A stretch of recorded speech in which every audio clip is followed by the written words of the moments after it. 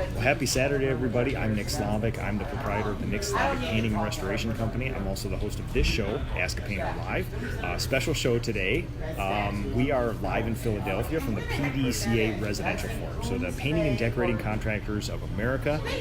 They put on a bunch of events during the year. The main one being the Expo, which is normally February, early March. It's a big deal. 400 or 500 painting contractors, big location, 3-4 day event. And they have a bunch of smaller offshoot, what they call forums during the year. So they have a residential forum, which we're at now, which is for residential house painters. There's a commercial forum for commercial painters, and then there's the craftsmanship forum, which is a very interesting one, which combines some craft style commercial guys, residential guys, and guys like us. we sort of have our feet in a lot of worlds, you know, between all that. So basically the rundown of the event has been when did it start? There was a shop hop. There was a shop hop on Thursday. Yep. And then the workshops and classes and seminars started yesterday, Friday, and today, Saturday, we finished up at 4 o'clock. Oh, and I should say, this is Ray Rahani. He paint track painting, right? Yep, paint track painting services. I'm outside New York City, in the suburbs, about an hour north of New York City. And I have been part of PDCA since 2006 and have attended a bunch of these small forums, the residential forum a few times, commercial forum, and craftsmanship forum. And I must say that residential forum in particular is one of the good ones that a bunch of like-minded painting contractors get together and share information. And it's been really, really helpful.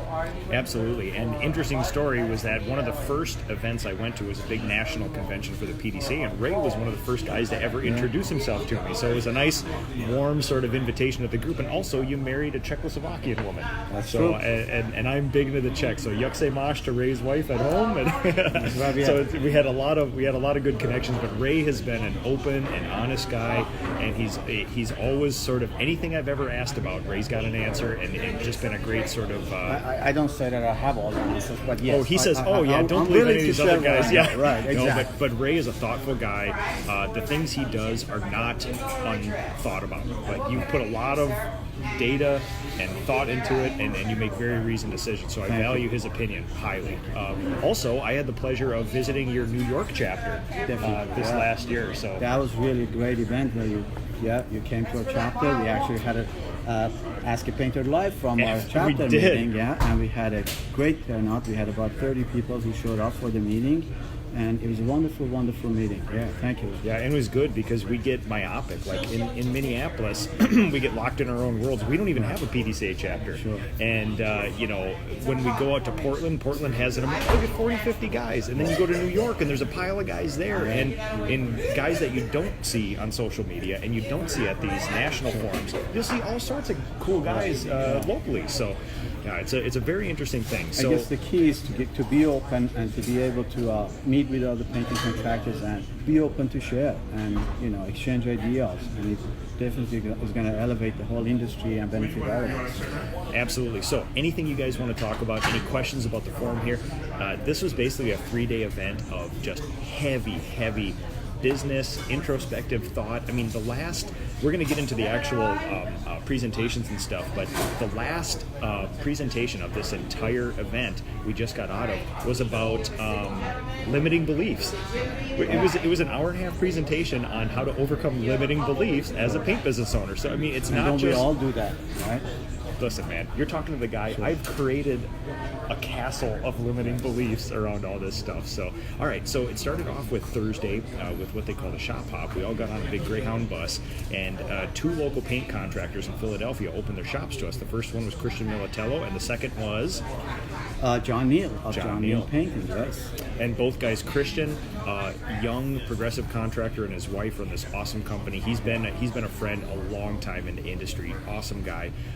Suhaiba Neal, one of John Neal's daughters. I know her from these things, but John Neal Painting has been on my hit list for a lot of years because they are basically a grown-up version of what I'm doing. Right. I mean, a craftsman company with a monster craftsman. Exactly. So they're over 40 employees and multiple shops and locations, which is really lots of family involved. The cleanest shops I've ever seen.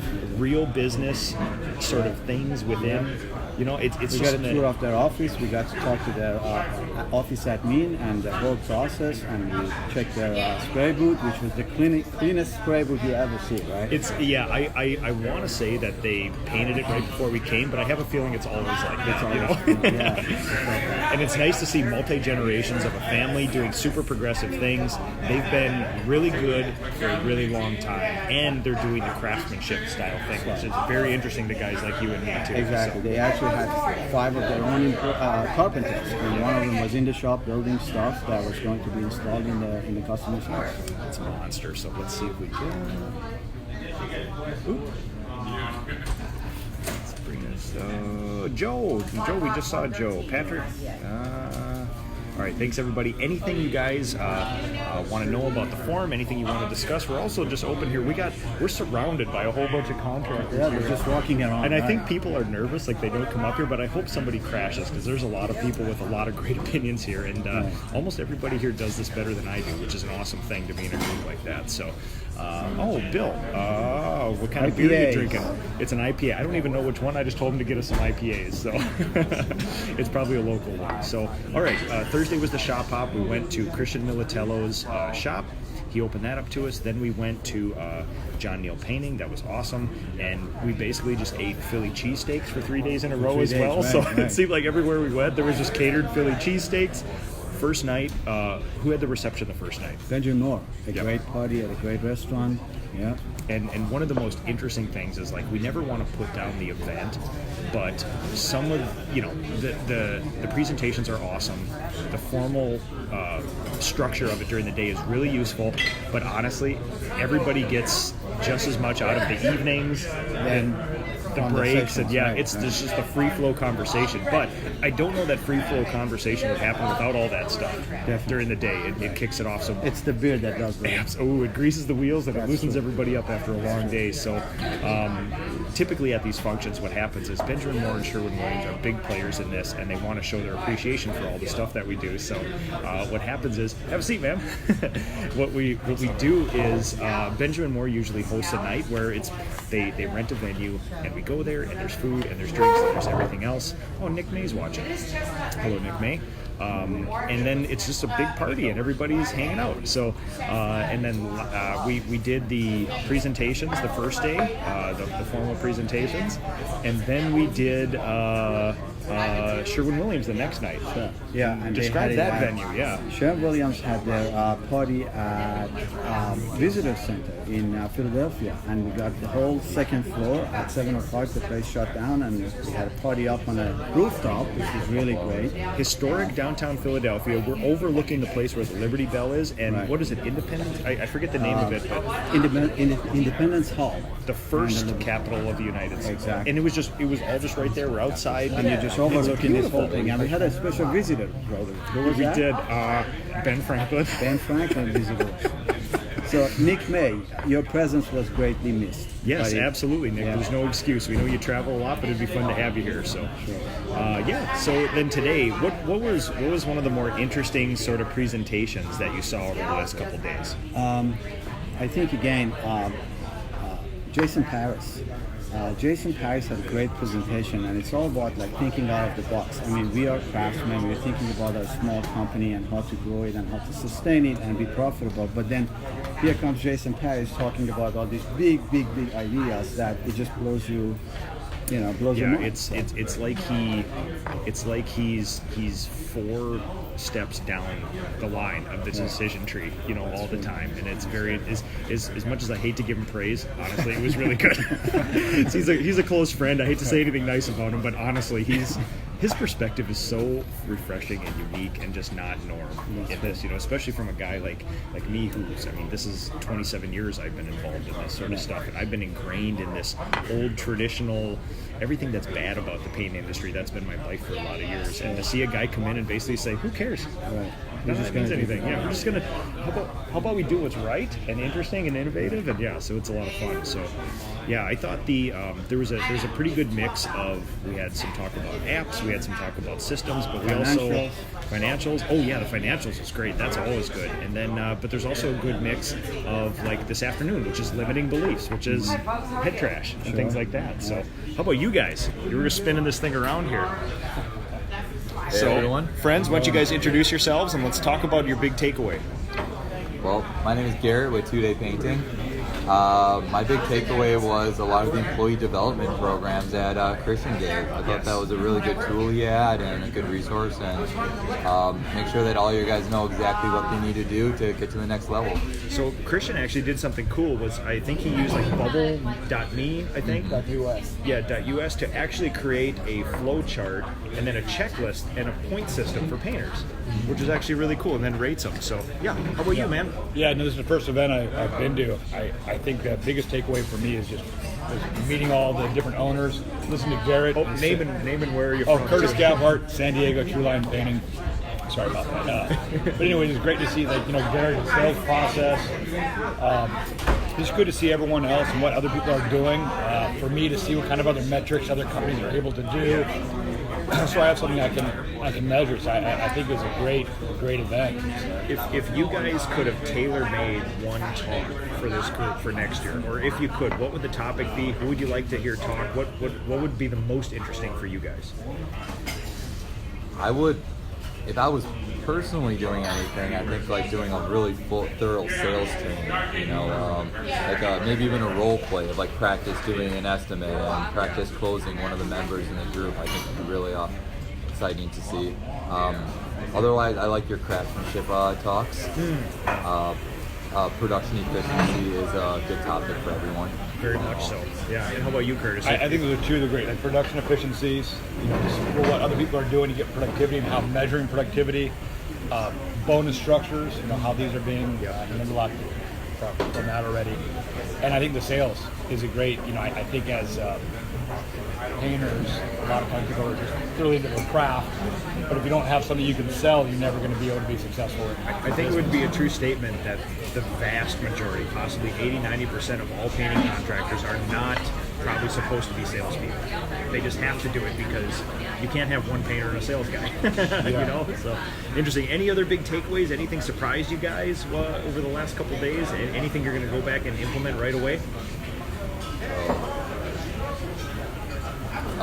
What surprised me was Jason's picture of you with the old man face on it and the unique smile. That was pretty good. So interesting development is that Jason Paris decided to use his presentation about video games to roast me. Such a great presentation. So yeah, and it was a great presentation, and everybody loves his sense of humor because nobody can ever tell if he's serious or not, and everybody just awkwardly sort of laughs. And he's such a curiosity, and for a good reason. And it's always inspiring. So yeah, what do you? It's the conference technically is over. I'm staying tonight, flying back early tomorrow. What do you got going on? You got some family? I have my family here in town. They just drove in this morning, and gonna spend a few days away from the business and kind of take a little mini vacation and drive around. Probably go south to Virginia or maybe nice. to the shore. So That's awesome. That's what it's planned for. It's good. It's been good weather. It's a good place, and honestly, we've been blessed with a lot of great locations, like Definitely. historic down, like all the history from right the beginning here. of the United States is a block this way, a block this way. I mean, we're just walking by the street. Oh, there's Ben Franklin's grave. Right. It's just like, there's the first capital of the U.S. It's just there's Liberty Bell. It's amazing. So, all right. Any final words before we kick off? No, I just want to put it out there that guys, if you haven't been to one of these ASD events or the PDCA convention, look into it and join the party and join the fun and take something away from it. Oh yes, and I should say too that like if you don't like becoming a member of something, if you don't like paying membership dues, if joining an organization is not interesting to you, just remember that the biggest value from something like this is gathering around a bunch of people like this and basically just opening up to everybody, and it surprised me the first time I was here, and it surprises every new person in the group that everybody's like, what's your solution? And you just lay it out. And there's always something new that you learn and you take away. And every time you feel like, okay, we have really covered everything, then you come back the next year and you see that there are new topics that are popping in. and people are discussing. So. Yep, there's always trending topics, and right now everybody likes to talk about the labor shortage, but I'm even hearing a modification of people's interest in that, and next year it's going to be something else. And when the consumer confidence takes a dive, we'll be talking about lead generation again. Right. And so the labor shortage won't be anything. So it's always fun to ride those waves and see what's going on. But thank you everybody for watching. Thank you to the PDCA for underwriting this. They've been great partners. They do stuff like this. The PDCA is still undergoing a bunch of changes and reformations, and I would say, I think everybody would agree, it's an insanely progressive organization, and I think a non-profit that we need some advocacy out there. Exactly. That's what PDCA does for us. And one of the things, they've gone through a lot of structural changes, but they're actually starting to implement some actual things to help contractors. And one of them that got mentioned this afternoon was really cool, which is healthcare. Right. Who doesn't care about healthcare and the cost? I mean, how much do you pay for healthcare? I mean, it's an insane price, and we're all negotiating as a group of one. What the PDCA is trying to do, and they're rolling out a pilot project in California, which is if you're a painting contractor, you don't even have to be a member of the PDCA. Did I hear that right? I'm not sure about that part of it. I've heard that tossed around, but either way, if you might be able to negotiate for health insurance as a group, which is insane. There's 240,000 paint contractors in the U.S. We all sit there and negotiate by ourselves, which is so stupid. So there's actual things coming down the pipe where it's like, oh, if you don't want to be a member, fine. If you're not big on membership, hang around these other contractors. They're awesome people, and if this health insurance does pan out, that membership fee will be nothing. That'll be like, I would absolutely pay that for health insurance at a reduced rate. So we cannot wait for that. So thank you, everybody. Dustin Zapanzik, thanks for watching, friend of the show here. We appreciate it, guys. We're going to go have fun with other contractors. Thank you so much for watching. And, Thank you, guys. See you guys later. Cheers.